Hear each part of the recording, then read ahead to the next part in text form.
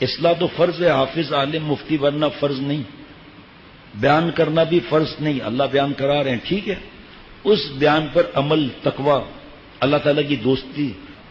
کبیرہ گناہ بغیر توبہ کے معاف نہیں ہوتے. توبہ کی 4 شرطیں تو سب کو یاد ہو گئی ہوں گی. اب گناہ سے الگ ہونا 1، نمبر 2 ندامت طاری ہونا، نمبر 3 پکا ارادہ آج کے بعد گناہ نہیں کروں گا، نمبر 4 جس کا حق مارا اس کا حق واپس کر دیں. بہنوں کو تو حصہ دیا ہی نہیں، بھائی کو تو حصہ دیا نہیں، بوڑھی ماں بیوہ کو حصہ دیا ہی نہیں، تو حق اب کہاں ادا کیا؟ میں کبھی کبھی بتاتا رہتا ہوں کہ جیسے ابھی دیکھیے آپ جو روزانہ آتے ہیں کتنے پرچے اب تک آ چکے ہیں کہ بھائی وراثت نہیں دے رہے ہیں، دعا کریں ہم تکلیفوں میں ہیں. ایک واقعہ تو وہ میں سناتا ہوں جب یاد آتا ہے، واقعات بہت ہیں. ایک صاحب کتابوں کے حساب سے، کتابوں کے بکس، اکاؤنٹس بکس کے حساب سے لاکھوں کے مالک ہیں، لاکھوں کے مالک ہیں، لاکھوں نہیں لاکھوں کے مالک ہیں. ڈپریشن میں چلے جاتے ہیں، مشکلات میں آ جاتے ہیں، بچوں کو پڑھانے کے لیے پیسے نہیں، کاروبار شروع کریں تو کون سا کاروبار شروع کریں، نوکری کا تجربہ نہیں تو نوکری کریں تو کون سی نوکری کریں، نوکری کرتا ہے ڈپریشن میں چلا جاتا ہے. تو طبیعت ناساز تھی، میں ملنے گیا، 1 کمرے کا فلیٹ، گرمی، 1 کمرے کا فلیٹ گرمی، اور اسی میں کچن، اسی میں واش روم، لاکھوں کا مالک. کیوں کہ بڑے بھائی وراثت نہیں دے رہے. اب میرے خیال میں اندازاً حضرت حیات تھے، اس کو بھی 8 سال ہو گئے. بڑے حضرت نے بھی ان کو سمجھایا بھائی کیس ویس ہم لوگ نہیں کرتے، جھوٹ بولنا پڑے گا، قرآن پاک پر ہاتھ رکھ کر جھوٹ بولنا پڑے گا، جھوٹے گواہ لاؤ گے، کم از کم 1 کروڑ کا کیس کرو گے تو کچھ ملیں گے پیسے. یہ تو 1 کروڑ آپ کے نکلتے ہی نہیں ہیں. اللہ کے حوالے کرو، اللہ کے حوالے کرو. حدیث پاک اگر سنیے گا، اگر ضروری ہے، اگر ساری دنیا مچھر کے پر کے برابر ہوتی تو اللہ تعالیٰ کافروں کے گھونٹ بھی پانی کا نہ پلاتے. اگر مچھر کا پر کتنا ہوا، اس کے اندر کتنا خزانے ہیں بھائی ساری دنیا کے. پیارے شیخ نے فرمایا آپ کا کتنا حصہ بنتا ہے مچھر کے پر میں؟ حضرت نقطہ بھی نہیں بنتا. فرمایا مچھر کے پر کو مارو، بھائی آپس میں لڑیں گے نہیں، اور ڈنڈا مار کے خون کو الگ نہیں کر سکتے. اس سے بھی پہلے سے یہ تکلیف میں ہے. اس میں سفارشیں رشتہ داروں سے، بڑوں نے سفارشیں جب ہوئیں گے تو دیں گے. جب جیسے ہی والد کا انتقال ہوا نا، اس بھائی پر قرضہ ہو گیا سب کا. قرضہ نہیں ادا کرے گا، جائیداد بیچ کر، گھر بیچ کر، چھوٹا گھر نہیں لے گا. لیکن اتنا تکلیف ایک آدمی اس لیے بتا رہا ہوں. اس طرح حدیث پاک کا مفہوم ہے کہ یہ غربا، حیات المسلمین میں لکھا ہوا ہے کہ یہ غربا جو ہے مالداروں کے لیے اللہ سے عرض کریں گے کہ ان کی وجہ سے مشکلات آئیں. میں تو مفہوم عرض کر رہا ہوں. حج کر کے آ رہے ہیں، اعتکاف کر رہے ہر سال، بہنوں کو حصہ نہیں دے رہے. بہنوں کے پاس بیٹھیں گے، کہیں گے ارے بھائی وہ کیا ہوا اس کو؟ کہ بھائی کیا کریں، گریبان پکڑ لیا اس نے، کہ اب یہ بھی 10 لاکھ نکالو. خیریت؟ ارے بھائی گھاٹے پر گھاٹا. اب یہ بہن کے سامنے رو رہے ہیں. بہن کہتی ہے اچھا بھائی اب میرے حصے کو چھوڑ دو، میں نے معاف کر دیا. فتویٰ لے لیں، اس طرح معاف نہیں ہوتا، پہلے اس کے ہاتھ میں رقم رکھنی پڑے گی. پیارے شیخ فرماتے ہیں بھائی بڑا مثل والد کے، حدیث پاک ہے، جتنا اس کا نکلتا ہے وہ بھی دو اور 1 لاکھ روپے ہدیہ بھی دو. میری بہن بابا اللہ کے پاس گئے، میں انشاءاللہ زندہ ہوں ابھی، جب حکم ہو میں حاضر ہوں انشاءاللہ تعالی. تب آپ میری بیٹی ہیں، پریشان کیوں ہوتے ہیں؟ اور بعض لوگ کہتے ہیں بہن پیسوں کا نام نہیں لینا، شادیاں کرا دوں گا، 2 آم کی پیٹیاں سال میں بھجوا دوں گا، کیک بھجوا دوں گا، باقی یہ پیسوں کی بات نہیں کرنا، میرے پاس اتنے پیسے نہیں. ہمارا جو معاشرہ ہے نا، اس میں بیٹی بول بھی نہیں سکتی، بائیکاٹ، تو میرے لیے مر گئی میں تیرے لیے مر گیا، ختم، چھٹی. ابھی میں نے بتایا تھا، کاش کہ میں سوچوں پہلے، ویسے دل چاہتا ہے وہ فتویٰ میں دکھاؤں جس میں وراثت چلتی ہوئی آ رہی تھی، پہلے نہیں، حضرت والا سے تعلق کے بعد. تو گاؤں میں 3 بھائیوں کا گھر تھا، تو انہوں نے حضرت سے نہیں پوچھا، میں کسی مفتی صاحب سے پوچھا کہ یہ ہمارے دادا پردادا کی نشانی ہے، ہم بھائیوں کی نشانی ہے، اس کو بیچیں گے نہیں. ہم کہا ٹھیک ہے نہیں بیچتے. اب گاؤں میں مٹی ریگستان کے اندر گھر، بہت بڑا گھر، لیکن کتنے کا بھائی؟ زمین کتنے کی؟ اب تو کوئلہ نکلا ہے، اس کے بعد تو پھر بات نہیں کرنا کوئی بھی بھائی. اچھا اس خاندان میں ایک صاحب کو یہ دل میں خیال آیا بار بار سننے سے کہ وہ گھر تو وارثوں کا ہے نا، وہ تو تینوں چلے گئے، گھر تو وارثوں کا ہے.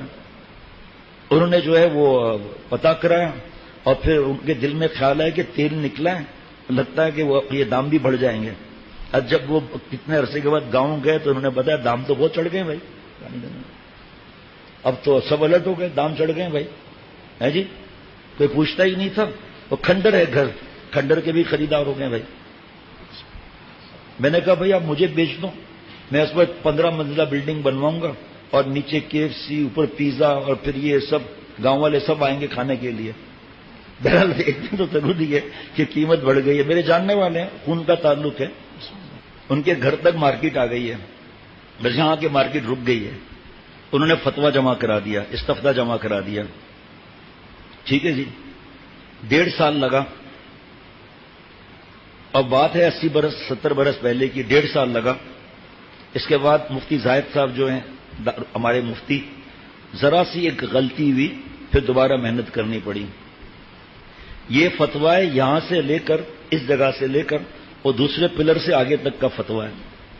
پتہ نہیں آپ کے اس پہ دستخط ہے یا نہیں ہے؟ ہے نا؟ دیکھو ماشاءاللہ پکڑا گیا نا مفتی صاحب. میرے خلیفہ ہیں، ان کی بھی دستخط ہے اس فتوے پر. کہ مجھے چھوڑو، آپ ان سے پوچھو ان کو محنت کتنی کرنی پڑی. 1.5 سال کی بجائے 2 سال لگ گئے. کوئی پیسہ لیا فوٹو اسٹیٹ کا، کنسلٹنسی فرم کا پیسہ لیا؟ اللہ کے لیے رات دن ساری اسٹیشنری وغیرہ سب خرچہ دارالفتہ کا. مفتی محمد نعیم صاحب رات دن پریشان، سب میٹنگیں ہو رہی ہیں بار بار. اب جب فتویٰ آیا تو پتا چلا کہ 44 لوگ تو اللہ کے پاس جا چکے ہیں، پھر ان کے بچے اور 100. اب ایک بزرگ کا انتقال ہوا ہے کچھ عرصہ پہلے، 2 سال پہلے. اب پھر ان کا وہ، اب تو آسان ہے ظاہری بات ہے کیلکولیٹ کرنا، 148 یا کتنوں کو وراثت دینی ہوگی. اس میں سے بہت سے لوگوں کا پتہ ہی نہیں ہے کہاں گئے، کون سے شہر میں رہ رہے ہیں. اور ان کا انتقال، ان کے بچے 4 ہیں، وہ کہاں کا ہے. کسی کے ذمہ 200 روپے کسی کی جگہ 800 روپے، اور یہ جو سمجھ رہے تھے ہم 3 بھائیوں کے بچے ہیں، ہم لوگوں کو 2-2 لاکھ تو مل ہی جائیں گے. کیا ہے؟ ٹھیک ہے رقم تھوڑی زیادہ ہے لیکن سب کو بھی پہنچانا ہے نا.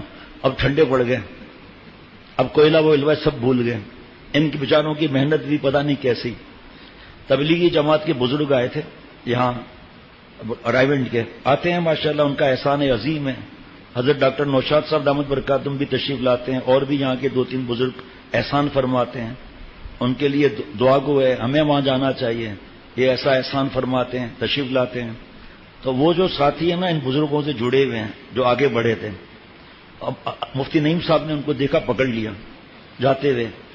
کہا دیکھو آپ اٹھے تھے نا، آپ کو ایک بات یاد رکھنا، اس فتوے پر عمل کرو گے نا، یقین کرنا دین زندہ ہوگا. اتنے لوگوں میں صرف دین نہیں پھیلے گا، 140 میں ان کے بچوں تک بات جائے گی. جو وراثت نہیں دے رہے ہیں ان کو ہو سکتا ہے جھٹکا لگے کہ ہم وراثت نہیں دے رہے ہیں، یہ دیکھو کیا معاملہ ہے.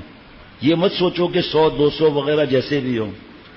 میں نے ان کو پکڑ لیا، رشتے دار ہیں. میں نے کہا دیکھو مفتی صاحب کیا فرما رہے ہیں.